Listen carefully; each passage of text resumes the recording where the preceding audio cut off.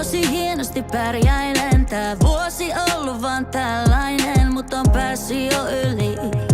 Nyt kaikki on hyvin, eiks niin? Joskus ehkä mä valehtelen terapias ja kavereille. Nekin toivois, et voisin palata kuvioihin. Mut yks muisto susta rakas tuo maailman lopun takas. Odottakaa, vielä ei saa pyöriä.